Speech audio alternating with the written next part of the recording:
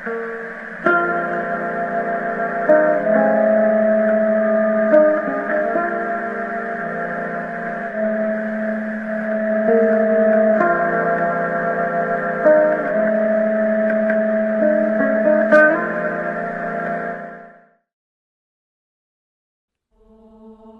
years ago, the planet was engulfed into nuclear Armageddon, and the world was forever changed. Those who remained in the surface were soon forced underground, in hopes of restarting civilization, unable to let go. A survivor emerged, scarred and lost,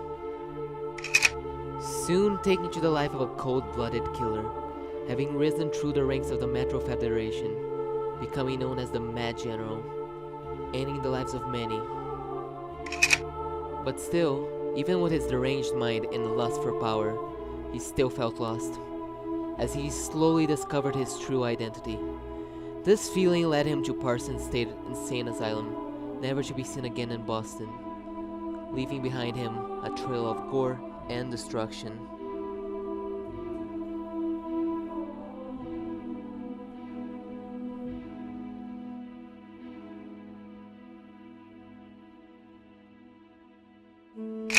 The army, unable to find any more trace of the package, quickly began to grow frustrated and in a way, desperate. The next winter, having ran out of options, they decided to strike downtown with the hope of finding any information. However, the Federation was prepared, and both sides engaged in the siege of downtown. Tired, they knew they were at a dead end. They cut their losses and retreated. Too afraid to return west empty-handed, the leadership of the expedition decided to indefinitely remain in the region, never to return. The remnants, now without a commander-in-chief, tried to survive in the wastelands of Boston, the only home many of them have ever known. Without a proper United States to fight for anymore, they become little more than a more militant group of raiders and little by little lose any trace of the army they once served. Slowly disbanding, some stayed, and a lot of them left. But those who stayed were reduced to a disorganized band of raiders. The last remaining generals decided to stash away their equipment emblazoned with the star they once served, and let go. With the departure of the general, the Federation soon learned the fate of their leader. The president, William Marchand, was found dead in his residence, having killed himself. Rumors began to spread of the true reason of his death. Some theorized it was a coup orchestrated by Federation soldiers, and some other outlandish theories. The commander was sworn in as president of the Metro Federation. Surprisingly, the death of Marchand aided the Federation more than it did harm it. It seemed like the Federation had finally some competent and coherent leadership. In December, however, Army Vertibirds were spotted occasionally flying above Norden, and other army mobilizations near Valenti Station were also detected. It was clear they were preparing for an attack. Immediately, the commander ordered the construction of fortifications in any possible entrances that lead closely to downtown. Soon, the remnants attacked, and the siege of downtown began, of which lasted several months. Tunnels were detonated, and downtown tested the army's patience. The siege ended with the remnants retreating. Emboldened by this victory, it wasn't long till the Federation set their sights elsewhere. The Alliance was reeling, with previous offensives from the Mad General having crippled them significantly. The Federation struck before the Alliance had a chance to properly recover, but unbeknownst to either side at the time, it would also end the Federation's chances at recovering. The Alliance was destroyed, but at a massive cost. They had attacked too early. They were already struggling with supplies due to the siege. This was a pyrrhic victory at best. Unrest grew and a new exodus happened. The Alliance was dealt a death blow, but this also put a final nail on the Federation's coffin. And they eventually slowed it fade away, forgotten. Following the Mad General's rampage, the Themis cultists were shaken to the core in faith. Unable to take revenge, it drove them mad as they grew much more militant and seclusive towards outsiders and survivors. Desperate times called for desperate measures, so the act of scavenging was allowed within its members, allowing them to be better equipped. However, they became even more disconnected from the hearts and minds of others, including some of its own devouts, many of which were publicly hanged. The cult survived, with its fuel being sheer hatred and revenge. As the Federation disappeared piece by piece, more and more survivors arrived and settled onto the surface as months and years passed. The cultists, not letting go of the massacre, enacted a bloodthirsty crusade against any and every survivor, especially former Federation individuals, for a few years. They killed many, but also lost many, until a coalition of groups of well-armed survivors formed against the cultists. This war consisted of a series of skirmishes and a battle, which was the death blow to Themis. The war lasted less than a year, due to their depleting numbers. The coalition was victorious. The Salem Town's Council was formed shortly after by these survivors. The remaining Themis survivors either fled west or deserted. With the imminent death of the Federation and the significant strike that was dealt to their rival cultists at Salem by the Mad General, the Maldermen saw a great opportunity for propagating their twisted faith around the metros and stations of Boston. As their numbers swelled, so too did their ghastly offerings and perverted shrines, thriving in the shadows and recesses of the Commonwealth and festering in its rapidly depopulated tunnels as their takeover of these systems forced out many beleaguered refugees.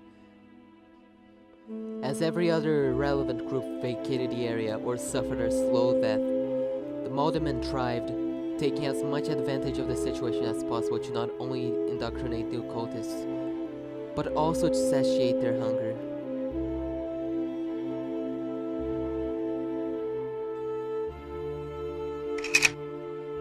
As they expanded and the Federation shrank, they were finally able to locate and set free the Angel of Malden through brute force.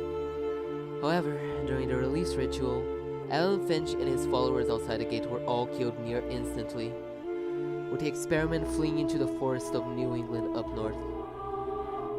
Although this did not shake the Maldermen's fate in the slightest, a much less experienced leader rose, and although they kept expanding, soon a group would rise to confront them.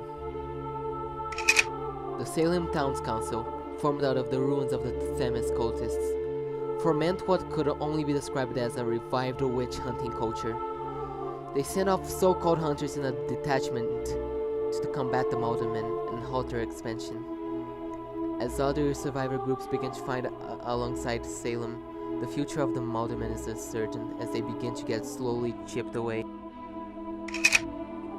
Years became decades, and decades became a century. Yet there was still no sign for Lorenzo that he'd one day become free again. Every single day trapped in that cage only made his rage and thirst for revenge against his family grow bigger. Scheming, Lorenzo Cabot's fate seems uncertain, but one day in the distant future, it would be decided, one way or another.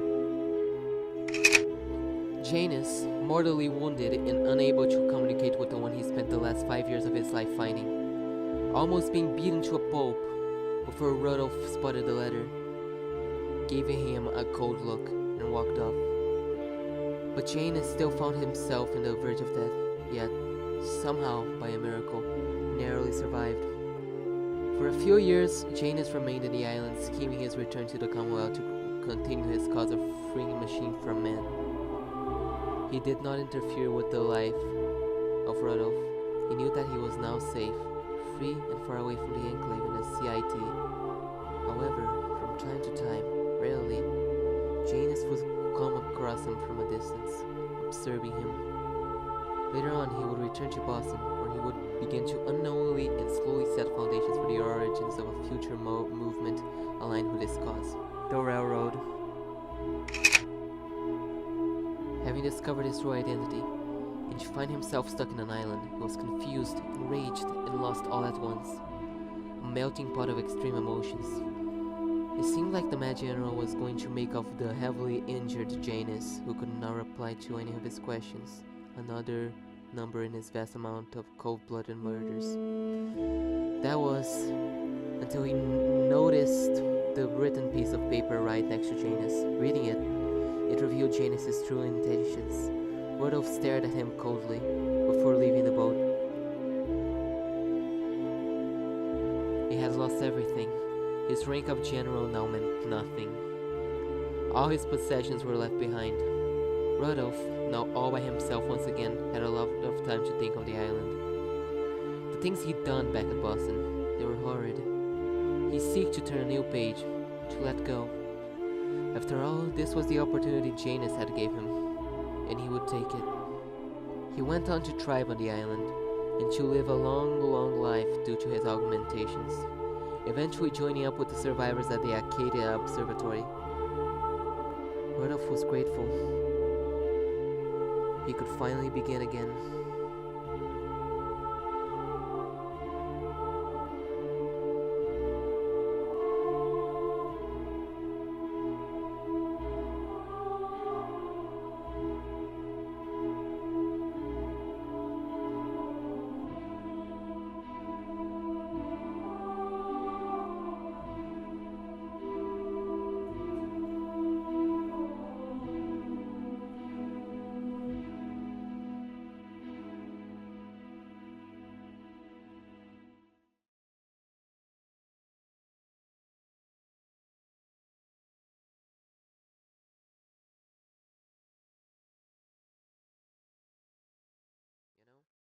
I think back to those I knew in the first weeks.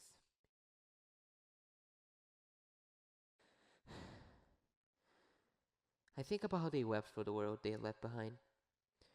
It had slipped from their grasp and was gone forever, never to be seen again. And then I think about how they died, one by one, never ceasing in their wailing. They couldn't let go. They couldn't see the truth. The old world is gone, but a new world awaits to be born. Crawl out through the fallout, baby, when they drop that bomb. Crawl out through the fallout with the greatest of aplomb. When your white count's getting higher, hurry, don't delay. I'll hold you close and kiss those radiation burns away.